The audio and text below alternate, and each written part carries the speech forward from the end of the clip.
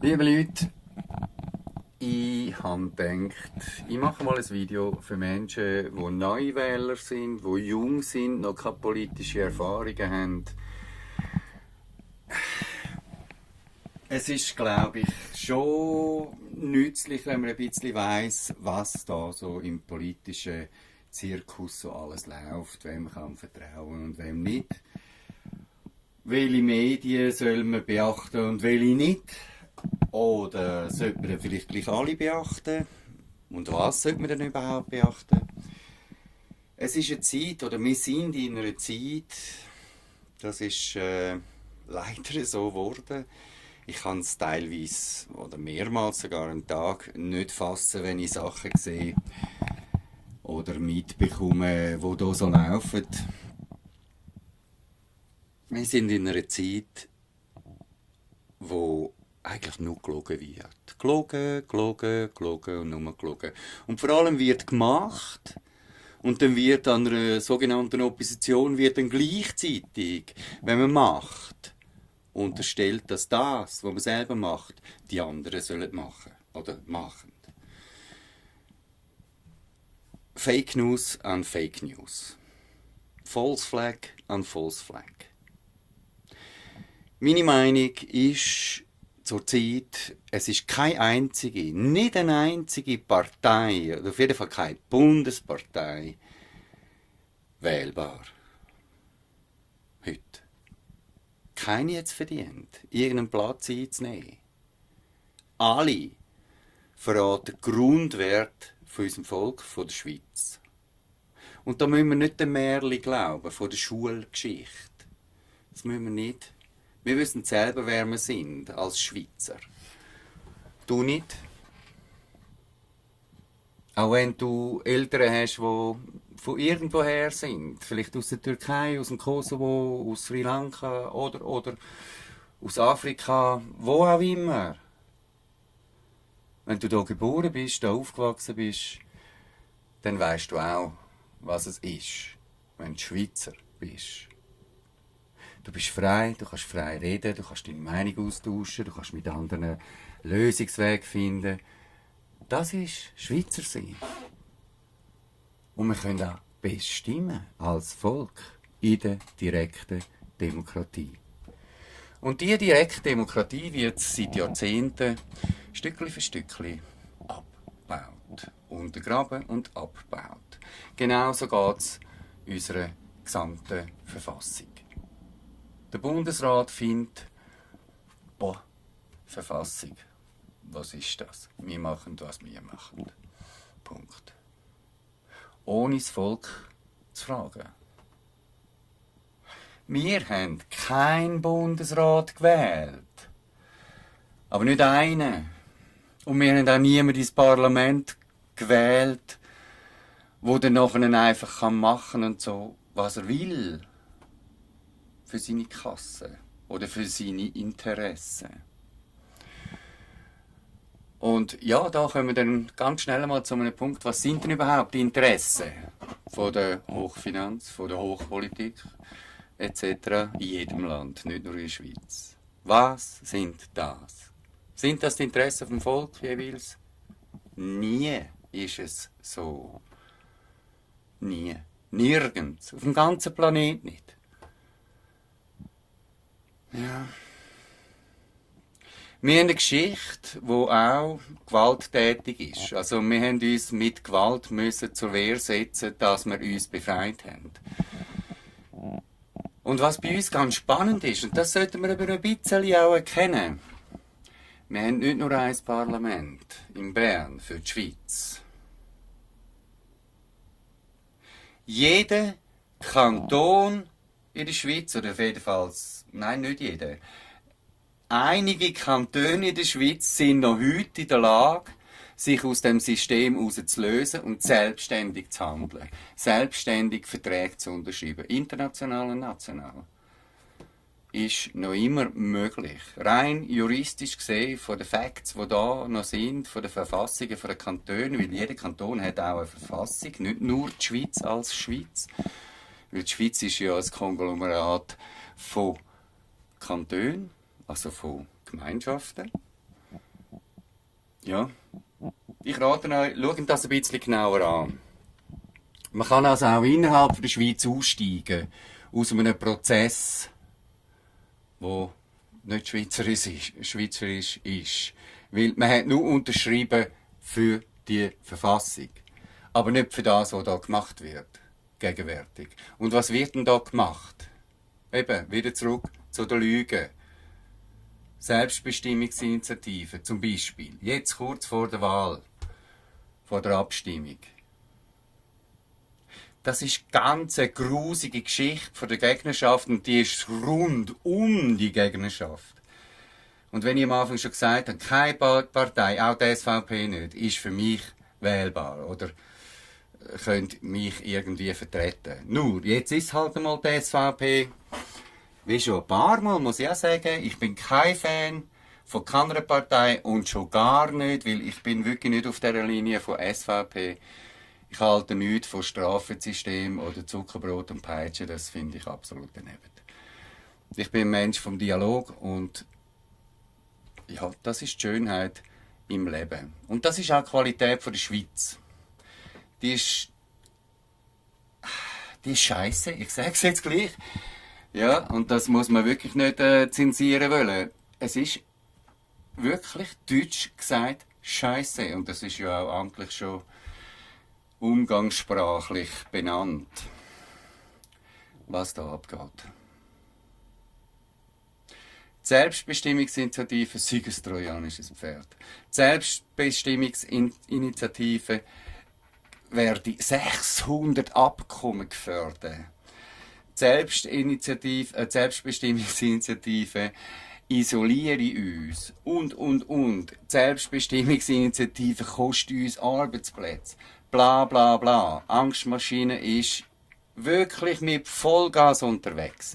Und was wir auch sehen, ist, täglich, gang raus in die Stadt, aufs Land, ist egal wo, gang raus, du begegnest hundertprozentig irgendeinem Plakat oder an einer Litfaßsäule mit einem riesengroßen Nein. Dabei sollte jeder Mensch, der frei will sein, klar sein, das Grundsätzlichste aller Menschenrechte und die Selbstbestimmungsinitiative soll gegen die Menschenrechte verstoßen. Das grundsätzliche Menschenrecht überhaupt ist die Selbstbestimmung. Was man denn daraus macht, ist dann eben wieder das, was man dann macht. Aus dem heraus könnte man Menschenrechte verletzen. Was die Schweiz auch hin und wieder tut, zum Beispiel mit dem Waffenexport. Oder Waffenindustrie oder Pharma und. Man könnte es. Was man aber ganz sicher tut, ist, man verletzt Menschenrechte, nämlich unsere und auch unsere Menschenwürde, wenn man da ein Nein durchlegt. Dann wird mein Menschenrecht verletzt, meine Menschenwürde verletzt. Und wenn ich ein Ja hineinlege, verletze ich keine Menschenwürde und kein Menschenrecht von irgendjemandem. All die Verträge, die gemacht worden sind, halten wir entweder dann ein oder nicht, je nachdem, wie sie zustande gekommen sind. Und das ist das Menschenrecht, dass man sich entscheidet für etwas oder etwas eben nicht. Und man muss sich nicht isolieren. Die Schweiz hat schon immer die Qualität gehabt, um einen Konsens zu finden. Diese Qualität, die ist uns weltweit sogar in einem reifen Aspekt da vorhanden. Im ganzen Volk sogar.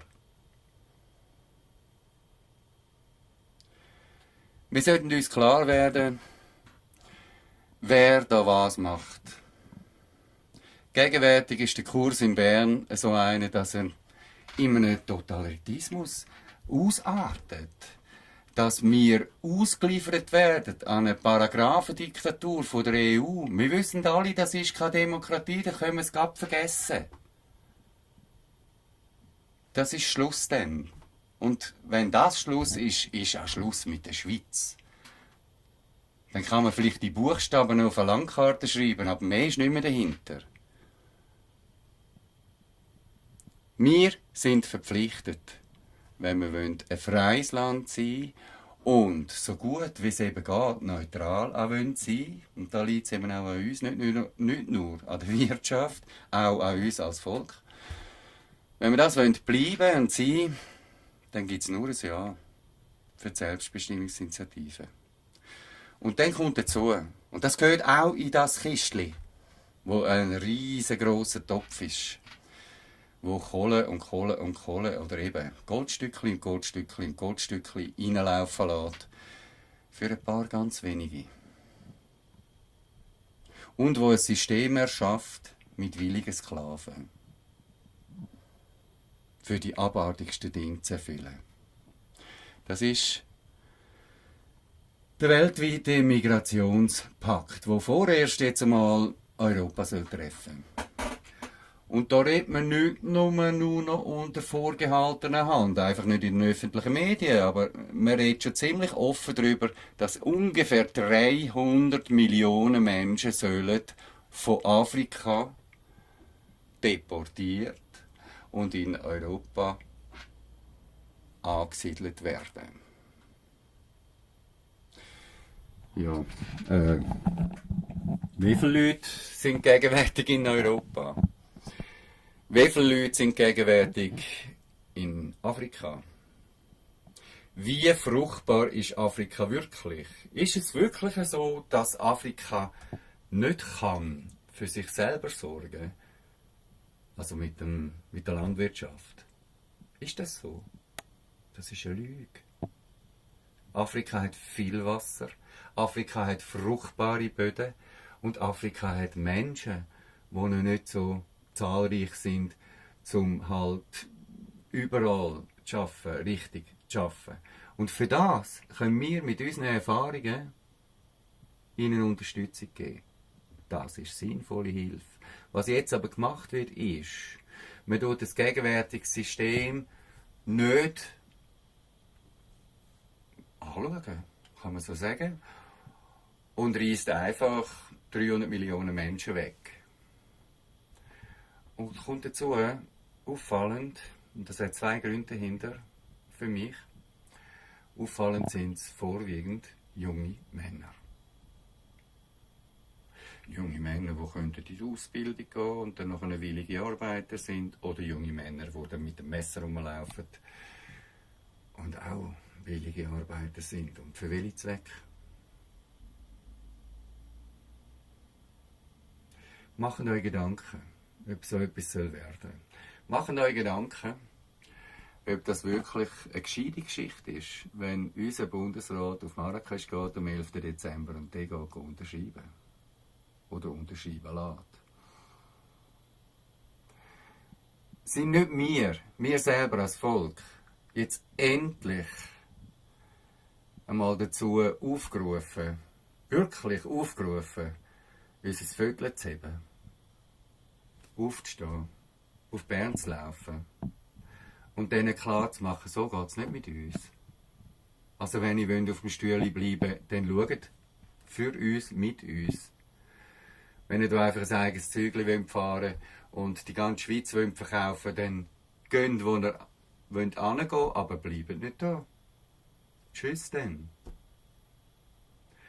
Es ist eine grusige Geschichte von den Verdeckungen. Und all die Verdeckungen entbergen oder enthüllen, die werden dann als Spinner angestellt, als Nazi angestellt, als Verschwörungstheoretiker oder krank oder was, egal was. Es ist einfach ein perfides System, das sich da schon eingespielt hat. Eigentlich seit den 40er Jahren hat das angefangen. Ich kann mich zurückerinnern, ich war schon mal politisiert und eine Weile dann nachher habe ich gefunden, komm, lass das. Und habe ein paar Jahre auch aufgehört. Ich bin zum zweiten Mal dann politisiert worden, ja, als ich krank geworden bin und wo mein zweiter Sohn auf die Welt gekommen ist. Und dann ist mir wieder bewusst worden, ich bin Vater, ich habe eine Verantwortung, dass mein Kind auch ein Leben hat, das man Leben darf nennen. Es sind so viele Sachen unterwegs und ich will euch wirklich nicht überfordern. Ich erkläre jetzt hier ein paar Dinge und wer es halt will hören, soll es hören und kann es selber überprüfen. Ich werde hier kein Beleg, keine Quellen angeben. Alle sollen frei schauen. Es gibt genug Möglichkeiten, um es zu finden. Es ist nicht schwer, um die Wahrheiten wirklich zu finden. Wer will, findet. Wer will suchen, sucht halt. Und ja, jedem das seine. Und wer zu faul dazu ist, ist halt zu faul dazu. Aber wer es für sich selber und seine Kinder möchte finden, kann das überall finden. In der Bibliothek, im Internet, in Büchern und. Teilweise auch in Medien. Mittlerweile. Stückchen für Stückchen. Sie müssen ja. Sie machen ein bisschen Schadenbegrenzung, aber sie machen sich oft lächerlich dabei. Es gibt andere Themen, wie gesagt. Zum Beispiel False Flags. Krieg werden erzeugt en masse. Friedensnobelpreis werden vergeben an Kriegspräsidenten, an wirkliche Mörder und Kriegsverbrecher. Es ist alles ein bisschen verkehrt. Die ganze Welt wird geimpft und krank gemacht, teilweise auch umgebracht. Ja, und es wird nicht nur, in Anführungszeichen nur, geimpft via Spritzen oder via Tabletten oder sonst einer Gabe von der Pharma aus. Das läuft heutzutage noch ganz anders. Das läuft auch mit Materialien, die man in Testwaren rein tut. Fluorid zum Beispiel oder ja, das läuft auch mit so Sachen wie Glutamat. Das sind einfach Hirnspüler, Weichspüler. Und wer dann mal irgendwann so drauf ist, und man wird ja süchtig von diesen Sachen, das schwimmt im Fleisch auch. Wer es nicht eingesehen hat, dass Fleisch süchtig macht, hat etwas nicht verstanden. Und wer es im Griff hat, dass er einmal in der Woche noch so Fleisch isst, oder zweimal oder so, der hat es viel besser verstanden. Wenn es dann unbedingt sein muss. False Flag an False Flag an False Flag. Also 9/11 ist einfach das Paradebeispiel für das, aber es gibt ja einen Haufen andere, die man auch schon benennen kann und die geschichtlich schon auch niedergeschrieben sind. Geoengineering ist etwas, auch, wo uns vorenthalten wird, wo verdeckt wird, wo kriegerisch eben angewendet wird, ohne dass wir merken, dass es ein Krieg ist. Es ist aber ein Wetterkrieg, das müssen wir uns ganz klar einmal einsehen, nachdem dass wir wissen, was wir wissen. Es ist ein Wetterkrieg.